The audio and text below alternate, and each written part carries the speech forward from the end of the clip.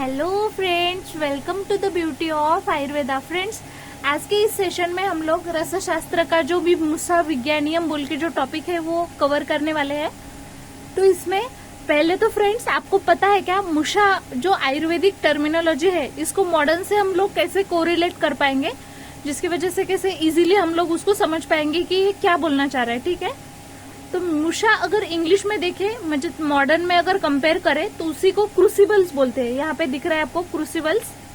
आप लोग मतलब गूगल पे भी सर्च कर सकते हो, इसकी बहुत सारी पिक्स अवेलेबल है गूगल पे।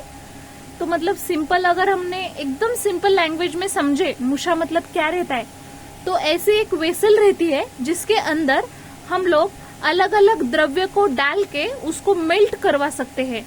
मतलब उसके जो भी द्रव्य रहता है उसको हम नॉर्मली, हम जो द्रव्य ड्रग मेडिसिनल यूज के लिए हम लोग बोलते हैं, तो हम कोई भी ड्रग ऐसे डायरेक्टली नहीं ले सकते ना, कोई भी द्रव्य हो तो उसके ऊपर हम पहले संस्कार करते हैं। तो सिंपल है फ्रेंड्स, इसमें आपको क्या करना है, वो संस्कार करने के लिए जो वेसल यूजफुल रहती है ना, जिसमें हम लोग वो द्रव्य को डाल के अग्नि के ऊपर रखते हैं, तो वो ऐसा वेसल रहता है, ऐसा कोई भी बर्तन जिसमें हम लोग वो द्रव्य को डाल के मतलब उसको अच्छे से मेल्ट कर पाए। जैसे हमने मेटलर्जी में देखा था फ्रेंड्स कि बहुत सारे मेटल्स रहते थे, लेकिन वो डायरेक्टली हमें अवेलेबल नहीं रहते थे, तो वो अलग अलग ओर्स के फॉर्म में अवेलेबल रहते थे। अगर उससे हमें मेटल निकालना है तो हम लोग अलग अलग प्रोसेस करते थे, जैसे कि रोस्टिंग, कैल्सिलेशन वगैरह। तो ये जो प्रोसेस थी तो वो जिसमें परफॉर्म की जाती है, एक वेसल रहता है जो हाई टेम्परेचर को भी विथस्टैंड रेजिस्ट कर पाता है, तो वो जो वेसल रहेगा ना उसी को मुषा बोलेंगे। थोड़ा सा समझा होगा फ्रेंड्स आपको। मुषा मतलब सिंपली ऐसा वेसल कंसिडर करो जो बहुत ज्यादा टेम्परेचर को विथस्टैंड कर पाए, और जिसमें हम अपना जो भी यूजफुल द्रव्य है वो डाल के उसको प्योर बनाना चाहते हैं या फिर उसको मेल्ट करना चाहते हैं, उसमें से दोष अगर निकालना चाहते हैं अग्नि के संस्कार उसके ऊपर करके, तो उसी को मुषा बोला जाता है। ठीक है फ्रेंड्स, नेक्स्ट हम लोग देखेंगे उसकी निरुक्ति। तो यहाँ पे श्लोक दिया है फ्रेंड्स।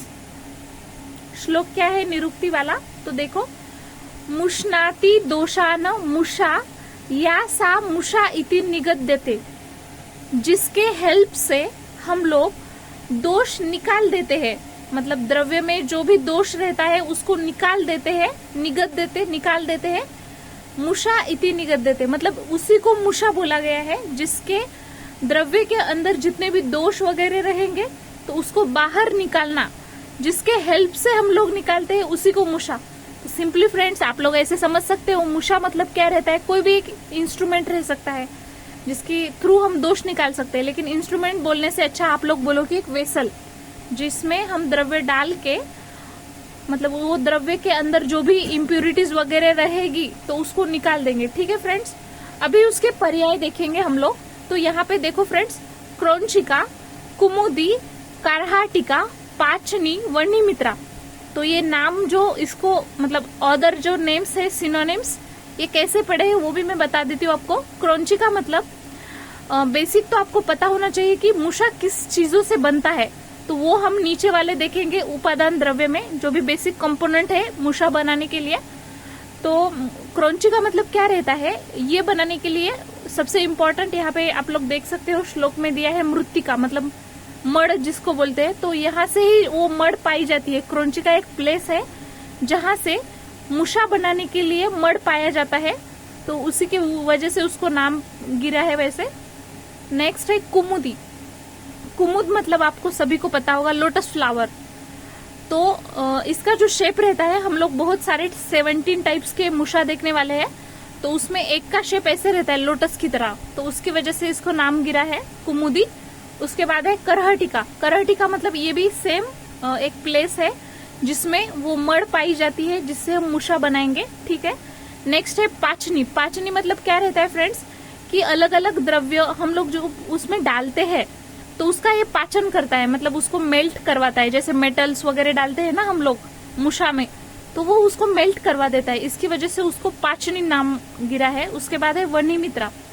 और सबसे इम्पोर्टेंट तो मुषा मतलब क्या रहता है, कोई भी ऐसा वेसल जो बहुत ज्यादा टेम्परेचर को विथस्टैंड कर पाए। वर्णी मतलब ही रहता है हीट, मतलब जो भी फायर है तो उसको उसका मित्र है, मित्र तो बनना ही पड़ेगा ना। नीचे से हम लोग हीट दे रहे हैं तो उसको विथस्टैंड करने के लिए ही तो मूषा है ना।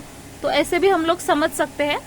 तो इसके ये पर्याय नाम भी आपको समझ गए होंगे फ्रेंड्स।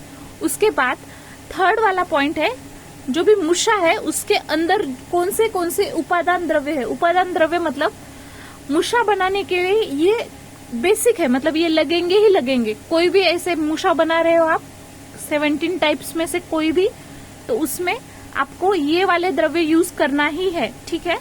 तो उसमें दिया है, देखो फ्रेंड्स, उपादानम भवेत् तस्य मृत्तिका लोहमेव च। सो आपको फर्स्ट वाला मृत्तिका याद रखना है और सेकंड वाला लोह। मृत्तिका मतलब मड, इसमें मड कंपलसरी लगेगा, मिट्टी जिसको हम लोग बोलते हैं। और उसके बाद है लोह मतलब आयरन। ये दोनों चीजें कंपलसरी इसमें होती ही है, तो इसी वजह से इसको उपादान द्रव्य में इंक्लूड किया है। तो आपको कौन से याद रखने हैं फ्रेंड्स, एक तो मृत्तिका और दूसरा है लोह, ठीक है। उसके बाद फोर्थ वाला पॉइंट दिया है कि इसकी निर्मित के लिए अगर हम मूषा बना रहे तो उसमें जो भी हम मृत्तिका यूज करेंगे तो वो कौन सी होनी चाहिए। वैसे वो स्पेसिफाइड दी है, वही आपको यूज करनी है। तो यहाँ पे जो भी हम लोग मिट्टी यूज करेंगे, मृत्तिका यूज करेंगे, उसका जो भी कलर रहेगा या तो वो येलो होना चाहिए या फिर वो व्हाइट होनी चाहिए या फिर वो रेड कलर की, ठीक है। कौन सी है फ्रेंड्स, या तो येलो होनी चाहिए या तो व्हाइट होनी चाहिए या फिर रेड कलर की होनी चाहिए। अगर समझो ऐसी मिट्टी होनी चाहिए जिसमें वालुका नहीं होनी चाहिए, जो भी सैंड्स वगैरह रहते हैं ना वो नहीं होने चाहिए, उसमें वालुका रहित होनी चाहिए। और ऐसी मिट्टी होनी चाहिए जो बहुत ज्यादा हीट को रेजिस्ट कर पाए, मतलब नीचे से हम लोग हीट दे रहे तो ऐसा नहीं कि वो मतलब उसके पार्टिकल्स उसमें से अलग हो जाए, ऐसा नहीं, ज्यादा से ज्यादा हीट को वो रेजिस्ट कर पाए, ऐसी होनी चाहिए।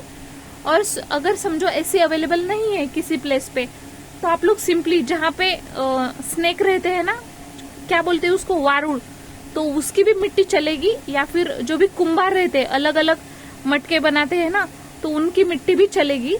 सो फ्रेंड्स, इसमें जनरल मैंने बस मतलब इंट्रो दिया है कि किसको मूषा बोलते हैं। एक छोटी सी आपको आइडिया आ गई होगी कि मूषा किसको बोलेंगे।